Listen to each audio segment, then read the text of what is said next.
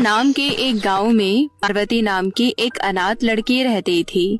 पार्वती ने कभी अपने माता पिता का चेहरा नहीं देखा था। बचपन में उसके माता पिता उसे कूड़े के ढेर में छोड़कर चले गए थे।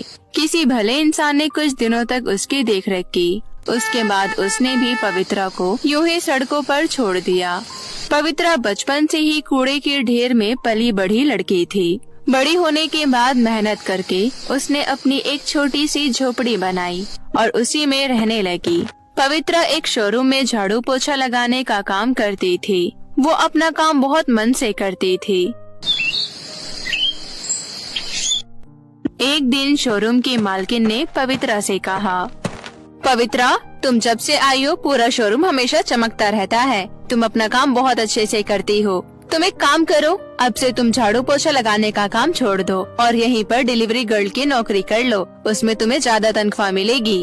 आपका बहुत बहुत शुक्रिया मालकिन, आप मेरे बारे में कितना सोचती हैं। अभी तुम घर चली जाओ और कल से सामान को दुकानों तक पहुंचाने का काम करना। उसके बाद पवित्रा वापस घर आ जाती है। पवित्रा खुद बहुत गरीब थी, लेकिन फिर भी लोगों की मदद करने से पीछे नहीं हटती थी। वो अपने आसपास के सभी जरूरतमंद लोगों की मदद करती रहती थी, फिर चाहे उसके लिए उसे खुद ही क्यों ना तकलीफ उठानी पड़े। अगले दिन सुबह सुबह पवित्रा अपने लिए लंच पैक करती है और उसे लेकर काम पर जाने लगती है। पवित्रा काम पर जा रही थी, तभी उसे रास्ते में एक बूढ़ी अम्मा दिखती है। पवित्रा उस बूढ़ी अम्मा की हमेशा मदद किया करती थी। उन्हें कुछ न कुछ खाने के लिए देती रहती थी। आज भी वो बूढ़ी अम्मा बहुत भूखी थी। पवित्रा उनके पास जाती है और कहती है, अम्मा, मुझे पता है आपको भूख लगी है, आप चिंता मत कीजिए, मैं आपके लिए खाना लाई हूँ। इतना कहकर पवित्रा उन अम्मा को अपना लंच बॉक्स दे देती है और आगे बढ़ जाती है। पवित्रा काम पर पहुँचती है और लगन से अपना काम करती है। वह शोरूम से सैंडल और गाउन छोटी मोटी दुकानों तक पहुँचाया करती थी। इस काम से वैसे तो वो काफी थक जाती थी, लेकिन उसे पैसे भी अच्छे खासे मिल रहे थे। काम करके पवित्रा जब घर आने लगती है तो उसको रास्ते में एक लड़की दिखती है जो कि बहुत ज्यादा रो रही थी। पवित्रा उस लड़की के पास जाती है और कहती है, क्या बात है, तुम इतना क्यों रो रही हो और तुम्हारा नाम क्या है? मेरा नाम अंजलि है। मैं अपनी सौतेली माँ के साथ रहती हूँ। वो मुझ पर बहुत अत्याचार करती है। उसने मुझे घर से निकाल दिया। मैं बेसहारा हो गई हूँ। मेरे पास ना तो रहने के लिए घर है और ना ही खाने के लिए खाना, और मेरे पिताजी भी अब इस दुनिया में नहीं रहे। पवित्रा को अंजलि के बारे में जानकर बहुत बुरा लगता है। उसने अपना बचपन बहुत ही ज्यादा बेकार तरीके से बिताया था, इसलिए वो नहीं चाहती थी कि किसी का भी बचपन उसके नजरों के सामने खराब हो। वो अंजलि से कहती है, अंजलि, तुम बिल्कुल निराश मत हो। पास में ही मेरी एक झोपड़ी है, मैं उसी में रहती हूँ। तुम मेरे साथ चलो और जब तक तुम्हारा मन करे तब तक तुम वहाँ रहना। अंजलि पवित्रा का धन्यवाद करती है और उसके साथ उसके घर तक जाने लगती है। घर पहुंचने के बाद पवित्रा अंजलि को खाने के लिए खाना देती है। पेट भर खाना खाने के बाद अंजलि कहती है, आपका बहुत बहुत शुक्रिया दीदी, आपने मेरी मदद की। मुझे बहुत जोर की नींद आ रही है, क्या मैं सो जाऊं? अरे हाँ, इसमें भी भला कोई पूछने की बात है। तुम खाट पर सो जाओ, मैं जमीन पर सो जाऊंगी। पवित्रा अंजलि को खाट पर सुला देती है और खुद जमीन पर सो जाती है। पवित्रा पवित्र मन से अंजलि की सेवा कर रही थी, लेकिन अंजलि एक बहुत ही चतुर और चालाक लड़की थी। पवित्रा रात को सो जाती है, लेकिन अंजलि को नींद नहीं आती। वो मन ही मन सोचती है, ये कितनी बेवकूफ लड़की है। इसे मैंने जो कहा इसने मान लिया। इसने मेरे बारे में कुछ जानने की कोशिश भी नहीं की। इसे क्या पता मैं एक बड़ी दुकान से चोरी करके भागी हूँ और इसने मुझे अपने घर में छुपने की जगह दी है। मेरा क्या है, कुछ दिन तक यहाँ रहूंगी और इस गरीब के घर में जो भी कुछ मिलेगा इसे भी चुरा कर भाग जाऊंगी। कौन सा मेरा इस दुनिया में कोई है। ये सब सोचकर अंजलि सो जाती है। अगले दिन पवित्रा काम पर चली जाती है और इधर अंजलि पवित्रा के पूरे घर की छानबीन करने लगती है, लेकिन उसे पवित्रा के घर में कुछ नहीं मिलता। ओहो, मैं भी कितनी गरीब लड़की के घर में आ गई हूँ। इसके घर में तो खुद ही कुछ नहीं है। दूसरी तरफ पवित्रा अपना सामान दुकानों में डिलीवर कर रही थी। जब पवित्रा अपना सारा काम खत्म कर लेती है तो मालकिन पवित्रा के पास आती है और कहती है, पवित्रा, कल सुबह 6 बजे एक दुकान में डिलीवरी करने देनी है और तुम्हें पता है हमारा शोरूम 10 बजे खुलता है और मैं उस डिलीवरी को रोक भी नहीं सकती क्योंकि वो एक बहुत बड़ी डिलीवरी है। तुम एक काम करो, तुम ये 5 गाउन और 5 सैंडल अपने घर ले जाओ और कल सुबह 6 बजे उस दुकान पर पहुंचा देना। लेकिन पवित्रा, इन गाउन और सैंडल का बहुत ध्यान रखना क्योंकि इतने से सामान की कीमत पूरे 5 लाख रुपए से भी ज्यादा है। आप बेफिक्र रहिए मैडम, मैं इन सभी गाउन और सैंडल को बहुत संभाल कर रखूंगी और कल सुबह इन्हें डिलीवर कर दूंगी। इतना कहकर पवित्रा वो सारे गाउन और सैंडल लेकर घर आ जाती है। अंजलि पवित्रा के हाथ में इतना कीमती गाउन और सैंडल देखकर हैरान हो जाती है और कहती है, अरे दीदी, आपके हाथ में इतना कीमती गाउन और सैंडल कहाँ से आए? ये तो दिखने में बहुत सुंदर लग रही है। हाँ अंजलि, ये दिखने में जितने खूबसूरत है इनके दाम भी उतने ही ज्यादा है। तुम्हें पता है सिर्फ इतना सा सामान 5 लाख रुपए का है। 5 लाख सुनकर अंजलि की आंखें तो फटी की फटी रह जाती है। क्या 5 लाख? ये तो बहुत बड़ी कीमत है। हाँ, मुझे इन सामानों को कल सुबह 6 बजे दुकान पर डिलीवर करना है।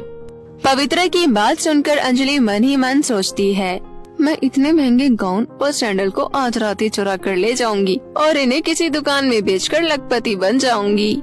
ऐसा सोचकर अंजलि पवित्रा से कहती है, दीदी बहुत भूख लगी है और नींद भी आ रही है, कुछ खाने को दे दो ना, फिर मुझे सोना है। हाँ हाँ अंजलि, क्यों नहीं। पवित्रा अंजलि को खाने के लिए खाना देती है और खुद भी खा लेती है। खाना खाकर दोनों सो जाते हैं। आधी रात को जब पवित्रा गहरी नींद में सो रही थी तब अंजलि उठती है और चुपके से वो सभी गाउन और सैंडल चुराकर वहाँ से भाग जाती है। सुबह 5 बजे जब पवित्रा की आँख खुलती है तो वो देखती है अंजलि खाट पर नहीं है। अरे, ये अंजलि इतनी सुबह सुबह कहाँ चली गई? शायद बाहर टहलने गई होगी। मैं फटाफट तैयार होकर गाउन और सैंडल डिलीवर कर आती हूँ। ऐसा सोचने के बाद पवित्रा की नजर वहाँ जाती है जहाँ उसने गाउन रखा था, लेकिन वहाँ पर तो कुछ भी नहीं था। पवित्रा पूरे घर में ढूंढती है लेकिन उसे गाउन और सैंडल कहीं नहीं दिखता। उसे समझते देर नहीं लगती कि उसके गाउन और सैंडल चोरी हो गए हैं और उन्हें चुराने वाला कोई और नहीं बल्कि अंजलि है। पवित्रा खुद से ही कहती है, मुझे अंजलि से ये बिल्कुल उम्मीद नहीं थी। उसने जिस थाली में खाया उसे मैं छेद किया। भलाई का तो जमाना ही नहीं है। मैं हमेशा लोगों की मदद करती हूँ लेकिन फिर भी मेरे साथ ही ना जाने क्यों ऐसा होता है। अब मैं क्या करूँगी? इतनी महंगी रकम कैसे चुकाऊंगी? अब मुझे मालकिन को 5 लाख मुआवजा भी देना पड़ेगा और वो मुझे नौकरी से भी निकाल देगी। अब मैं क्या करूँ? ऐसा कहते हुए पवित्रा अपने घर के बाहर सर पकड़कर बैठ जाती है। तभी वहाँ पर आसमान से एक परी आती है और कहती है, क्या बात है पवित्रा, तुम उदास क्यों बैठी हो? आप कौन है? माफ कीजिए, मैंने आपको पहचाना नहीं। मैं परी लोग की रानी परी हूँ। तुम हमेशा लोगों की मदद करती हो। मैंने देखा आज तुम्हें मदद की जरूरत है, इसलिए मैं यहाँ तुम्हारी मदद करने आई हूँ। बताओ क्या परेशानी है? पवित्रा परी को सारी बात बताती है। सारी बात जानकर परी कहती है, ये तो तुम्हारे साथ बहुत बुरा हुआ। तुम चिंता मत करो और मेरे साथ चलो। परी पवित्रा को अपने साथ बादलों में ले जाती है और कहती है, देखो यहाँ पर एक जादुई गाउन का घर है और एक जादुई सैंडल का घर है। इन दोनों में से एक घर तुम्हारी मदद करेगा। मैंने तुम्हें रास्ता दिखा दिया है, अब आगे का कार्य तुम्हें खुद करना होगा। इतना कहकर परी वहाँ से गायब हो जाती है। एक जादुई गाउन और एक जादुई सैंडल का घर दिखता है। पवित्रा के वहाँ पहुँचते ही जादुई गाउन का घर कहती है, सुनो पवित्रा, मेरे घर के अंदर बहुत सारी धन दौलत है। इतने सारे धन दौलत से तुम रातों रात करोड़पति बन जाओगी। तभी जादुई सैंडल के घर में से आवाज आती है, पवित्रा, मेरे घर के अंदर कोई धन दौलत नहीं है, लेकिन 5 कीमती गाउन और 5 कीमती सैंडल है। तुम इन्हें लेकर दुकान पर डिलीवर कर सकती हो और अपना जीवन साधारण तरीके से व्यतीत कर सकती हो। पवित्रा का ये फैसला सुनने के बाद जादुई गाउन का घर वहाँ से गायब हो जाती है। फिर पवित्रा जादुई सैंडल के घर में जाती है और कीमती गाउन और सैंडल को लेकर वापस आ जाती है और जादुई सैंडल के घर को धन्यवाद कहकर वापस अपने घर आ जाती है। भला हो परी का जिन्होंने मेरी मदद की। अब मैं फटाफट इन गाउन और सैंडल को दुकान पर डिलीवर करके आती हूँ। पवित्रा गाउन को और सैंडल को डिलीवर करके वापस आ रही होती है कि तभी उसे रास्ते में अंजलि दिखती है। अंजलि पवित्रा को देखकर उसके पास आकर उसे माफी मांगने लगती है।